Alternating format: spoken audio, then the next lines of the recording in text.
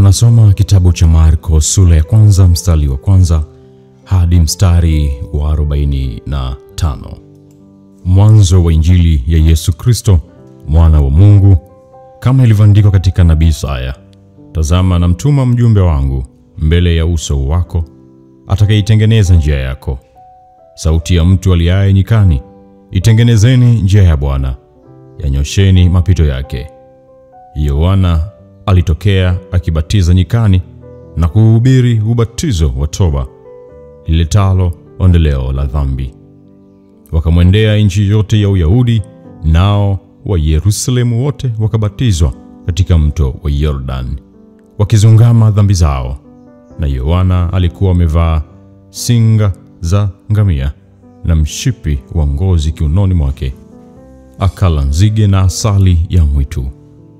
Akahubiri akisema, yuaja nyuma yangu aliye na nguvu kuliko mimi, ambaye mimi sistahili kuinama na kuilegeza gidamu ya viatu vyake. Mimi naliwabatiza kwa maji, bali yeye atawabatiza kwa Roho Mtakatifu. Ikawa siku zile Yesu alikuja kutoka Nazareti ya Galilaya, akabatizwa na Yohana katika Yordani. Mara alipopanda kutoka majini, akaona mbingu zinapasuka na Roho kama ua akishuka juu yake. Na sauti ikatoka mbinguni, wewe ndiwe mwanangu mpendwa wangu, nimependezwa na wewe. Mara Roho akamtoa aende nyikani, akawako huko jangwani siku 40, hali akijaribiwa na Shetani. Naye alikuwa pamoja na wanyama wa mwitu, na malaika walikuwa wakimhudumia. Hata baada ya Yohana kutiwa gerezani, Yesu akaenda Galilaya akihubiri habari njema ya Mungu, akisema, wakati umetimia na ufalme wa Mungu umekaribia, tubuni na kuiamini Injili. Naye alipokuwa akipita kando ya bahari ya Galilaya, akamwona Simoni na Andrea nduguye wakitupa jarife baharini, kwa maana walikuwa wavuvi.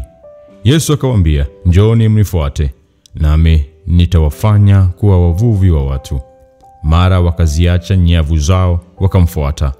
Akaendelea mbele kidogo, akamwona Yakobo wa Zebedayo na Yohana nduguye, nao pia walikuwa chomboni wakizitengeneza nyavu zao.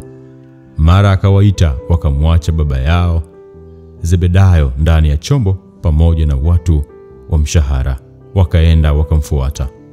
Wakashika njia mpaka Kapernaum, na mara siku ya Sabato akaingia katika sinagogi akafundisha. Wakashangaa mno kwa mafundisho yake, kwa maana alikuwa akiwafundisha kama mtu mwenye amri, wala si kama waandishi. Na mara palikuwapo ndani ya sinagogi lao mtu mwenye pepo mchafu, akapaza sauti akisema, tuna nini na wewe, Yesu wa Nazareti? Je, umekuja kutuangamiza? Na kutambua nani mtakatifu wa Mungu? Yesu akamkemea akisema, fumba kinywa, umtoke. Yule pepo mchafu akamtia kifafa, akalia kwa sauti kuu, akamtoka. Wakashangaa wote, hata wakaulizana wakisema, ni nini hii? Ni elimu mpya, maana kwa uweza auamuru hata pepo wachafu nao wamtii. Habari zake zikaenea mara kote katika nchi zote kando kando ya Galilaya. Na mara walipotoka katika sinagogi, walifika nyumbani kwa Simoni na Andrea pamoja na Yakobo na Yohana.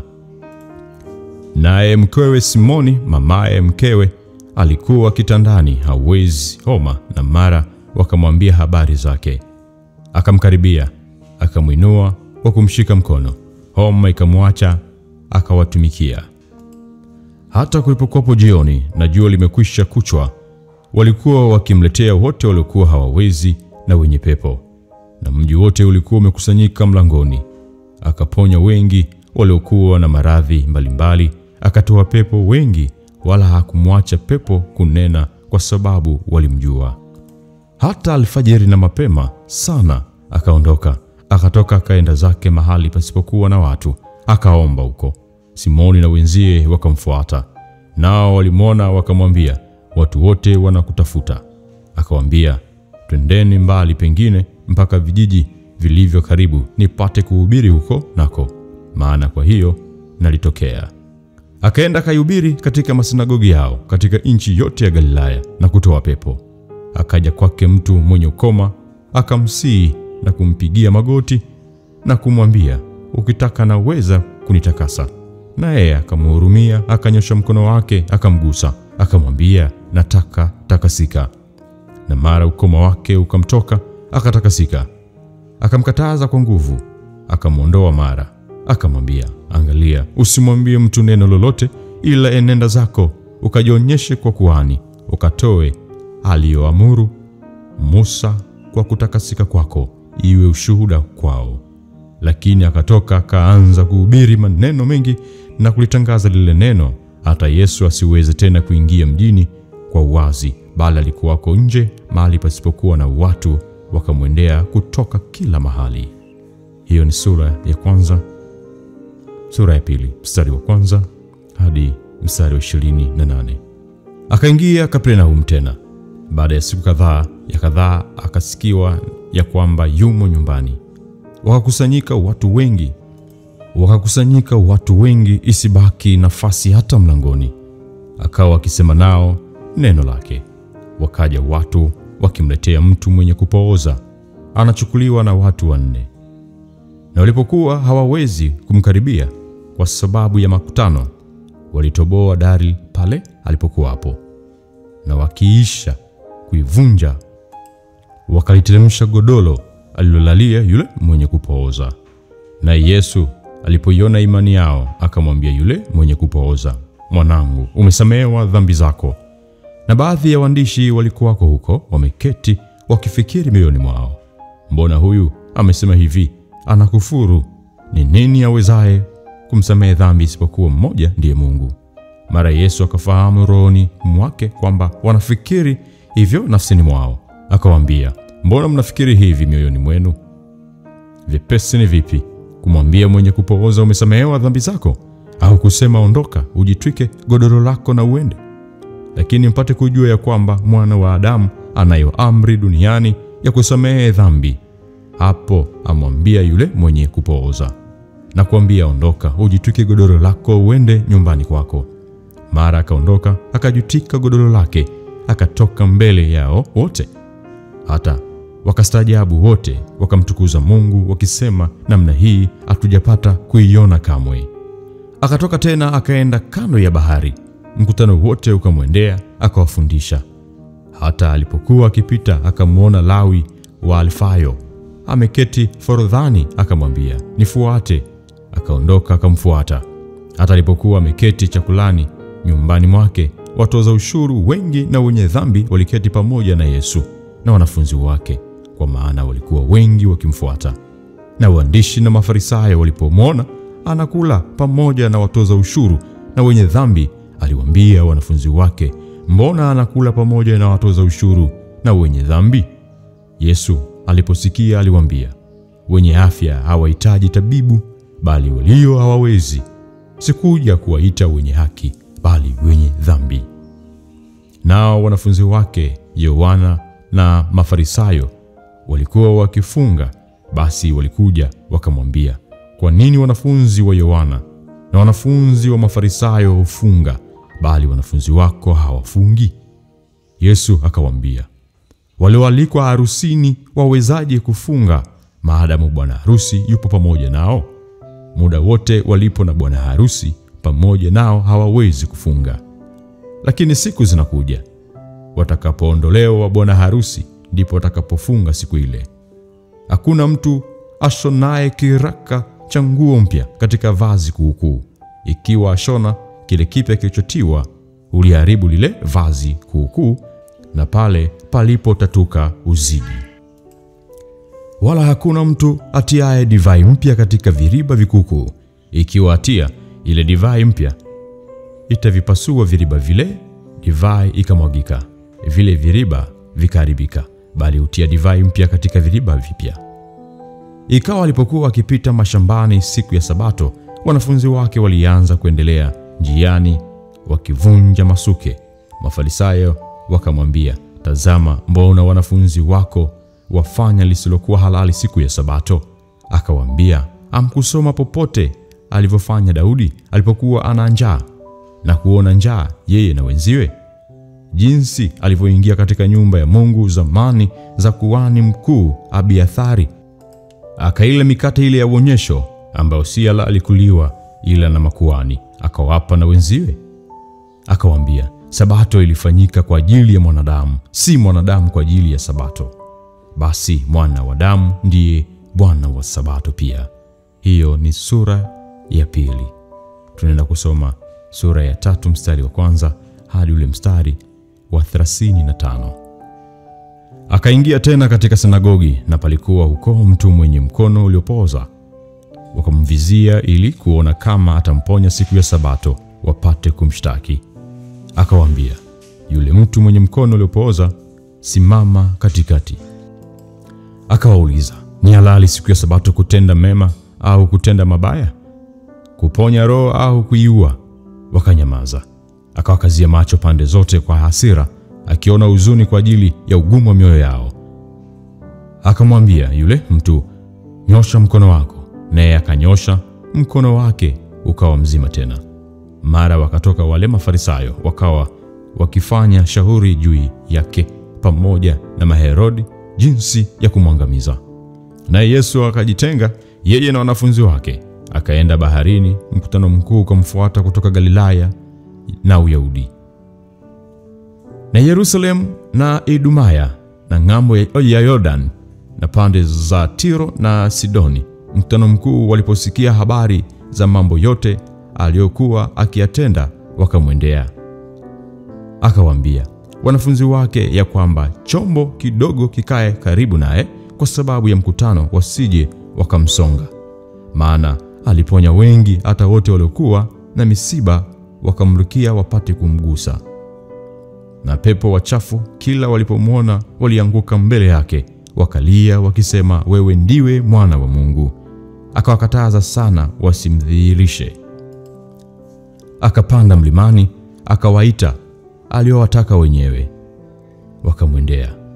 Akaweka watu 12 wapate kuwa pamoja naye, na kwamba watume kuhubiri, tena wawe na amri ya kutoa pepo.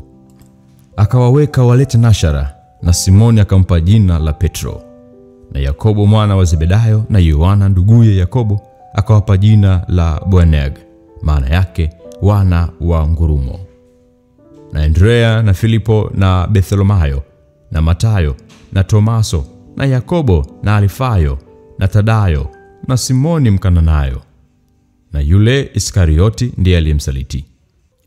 Mkutano wakakusanyika tena, hata wao wenyewe wasiweze hata kula mkate. Jamaa zake walipopata habari, wakatoka kwenda kumkamata, maana walisema, amerukwa na akili.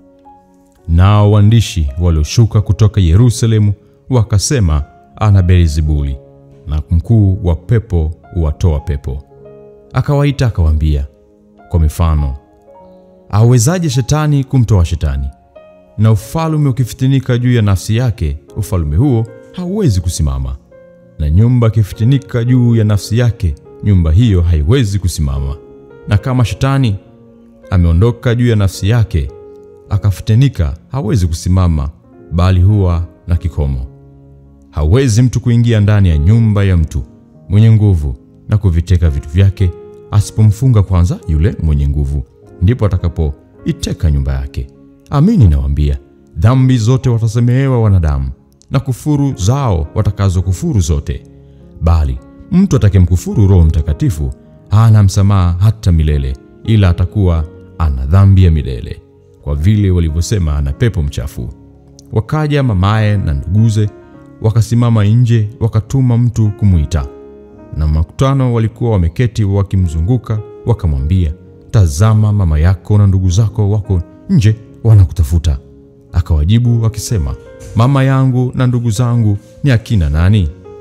Akawatazama wale waloketi wakimzunguka pande zote, akasema, tazama, mama yangu na ndugu zangu, kwa maana mtu yeyote atakayefanya mapenzi ya Mungu, huyo ndiye ndugu yangu na umbu langu na mama yangu.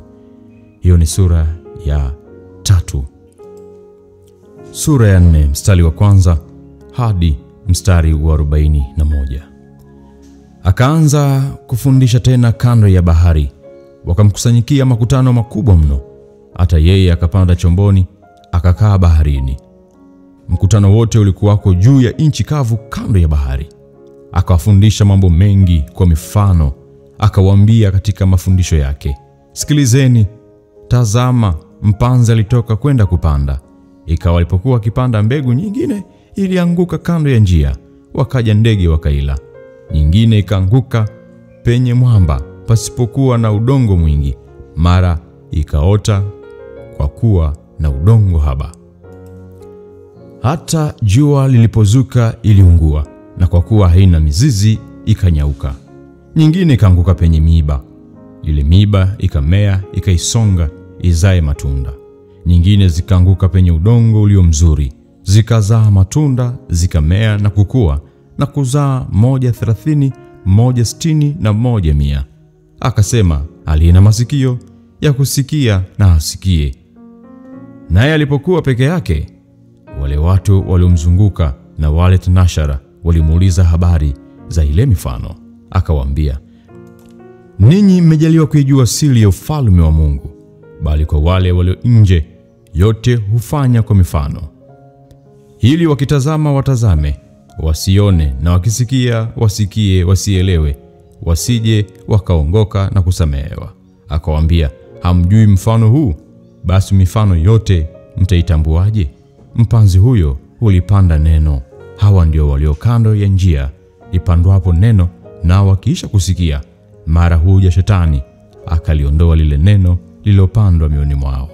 Kadhalika na hawa ndio wapandwao penye miamba, ambao kwamba wakiisha kulisikia lile neno, mara ulipokea kwa furaha, ila hawana mizizi ndani yao, bali hudumu muda mchache, kisha ikatokea dhiki au udhia kwa ajili ya lile neno, mara ujikwaa. Na hawa ndio wale wapandwao penye miiba, ni watu walisikiao lile neno, na shughuli za dunia na udanganyifu wa mali na tamaa za mambo mengine zikiingia, ulisonga lile neno likawa alizai. Na hawa ndio waliopandwa penye udongo ulio mzuri, ni watu walisikialo lile neno na kulipokea na kuzaa matunda, 130, 160 na 100. Akawaambia, maonaje? Taa huja ili kuwekwa chini ya pishi, au munguni si kuwekwa juu ya kiango? Kwa maana hakuna neno lililostirika ila makusudi lije likadhihirika, wala hakuna lililofichwa ila makusudi lije likatokea wazi. Mtu akiwa na masikio ya kusikia na asikie. Akawaambia, angalieni msikialo, kipimo kile mpimacho ndicho mtakachopimiwa, na tena mtazidishiwa. Kwa maana mwenye kitu atapewa, naye asiye na kitu, hata kila alicho nacho atanyang'anywa. Akasema, ufalme wa Mungu mfano wake ni kama mtu aliyemwaga mbegu juu ya nchi, akawa akilala na kuondoka usiku na mchana, nayo mbegu ikamea na kukua, asifojua yeye. Maana nchi huzaa yenyewe, kwanza jani, tena suke, kisha ngano pevu katika suke. Hata matunda yakiiva, mara atapeleka muda, kwa kuwa mavuno yamefika. Akasema, tuulinganishe na nini ufalme wa Mungu? Au tuutie katika mfano gani? Ni kama punje ya haradali, ambayo ipandwavyo katika nchi, ingawa ni ndogo kuliko mbegu zote zilizo katika nchi, lakini kisha kupandwa hukua ikawa kubwa kuliko miti yote ya mboga, ikafanya matawi makubwa, hata ndege wa angani waweza kukaa chini ya uvuli wake. Kwa mifano mingi ya namna hii alikuwa akisema nao neno lake kwa kadri walivyoweza kulisikia, wala pasipo mfano hakusema nao, lakini akawaeleza wanafunzi wake wenyewe mambo yote kwa faragha. Siku ile kulipokuwa jioni, akawaambia, na tuvuke mpaka ng'ambo. Wakauacha mkutano, wakamchukua vile vile alivyo katika chombo na vyombo vingine vilivyokuwa pamoja naye. Ikatokea dhoruba kuu ya upepo, mawimbi yakapiga chombo hata kikaanza kujaa maji. Naye mwenyewe alikuwa hapo katika sheteli, amelala juu ya mto. Wakamwamsha wakamwambia, Mwalimu, si kitu kwako kwa tunaangamia? Akaamka, akaukemea upepo, akaiambia bahari, "Nyamaza, utulie." Upepo kakoma, kukawa shwari kuu. Akawaambia, "Mbona mmekuwa waoga? Hamna imani bado?" Wakaingiwa na hofu kuu. Wakaambiana, "Ni nani huyu basi hata upepo na bahari humtii?" Hiyo ni sura ya 4. Tunaenda kusoma sura ya 5 mstari wa 1 hadi wa 43. Wakafika ng'ambo ya bahari mpaka nchi ya Wagerasi. Na alipokwisha kushuka chomboni, mara alikutana na mtu ambaye ametoka makaburini, mwenye pepo mchafu.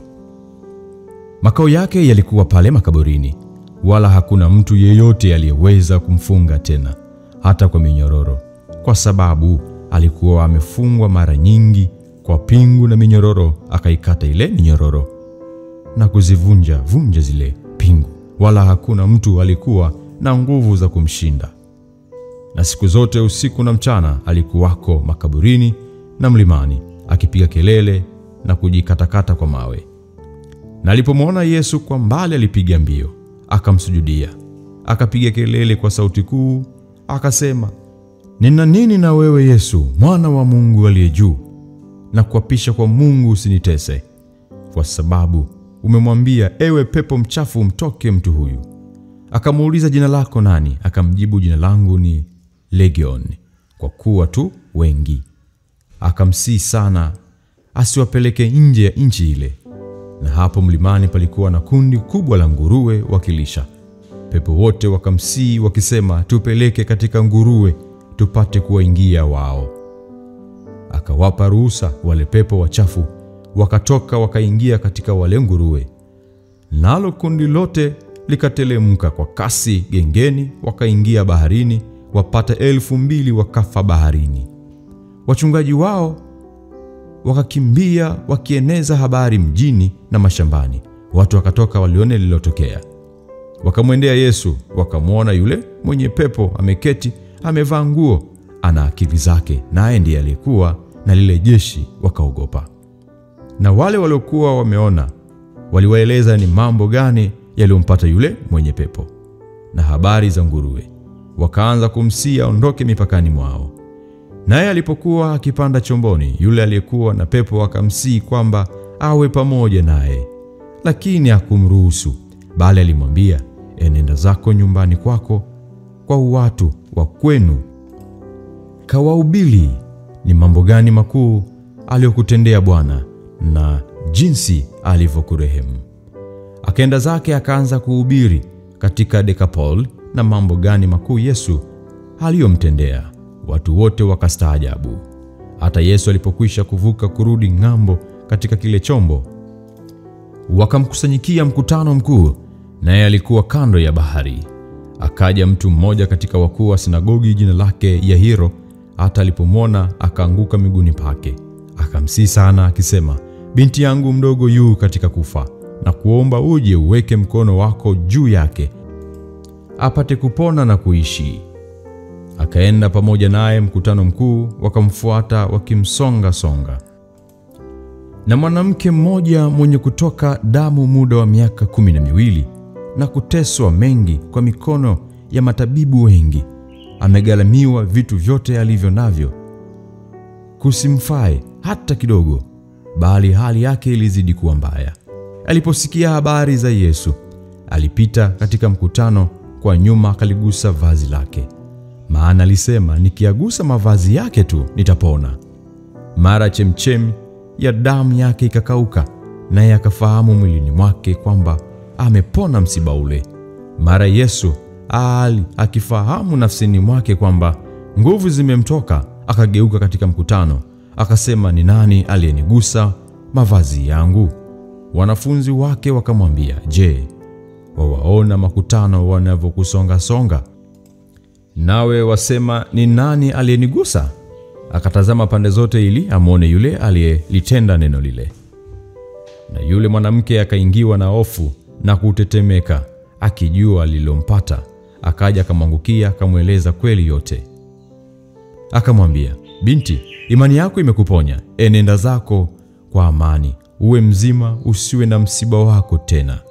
Hata alipokuwa katika kunena, wakaja watu kutoka kwa yule mkuu wa sinagogi wakisema, binti yako amekwisha kufa, kwani kuzidi kumsumbua mwalimu?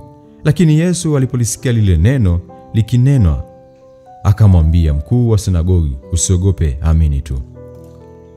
Wala hakumruhusu mtu afuatane naye ila Petro na Yakobo na Yohana nduguye Yakobo. Wakafika nyumbani kwa yule mkuu wa sinagogi, akaona ghasia na watu wakilia wakifanya maombolezo makuu. Alipokwisha kuingia akawaambia, mbona mnafanya ghasia na kulia? Kijana hakufa, bali amelala tu. Wakamcheka sana. Naye alipokwisha kuwatoa nje wote, akamtoa babaye yule kijana na mamaye na wale walio pamoja naye, akaingia ndani alimokuwamo yule kijana. Akamshika mkono kijana akamwambia, Talita kumi, tafasiri yake msichana, na kuambia inuka. Mara akasimama yule kijana akaenda, maana alikuwa amepata umri wa miaka 12. Mara wakashangaa mshangao mkuu. Akawaonya sana mtu asijue habari ile, akaamuru apewe chakula. Hiyo ni sura ya 5.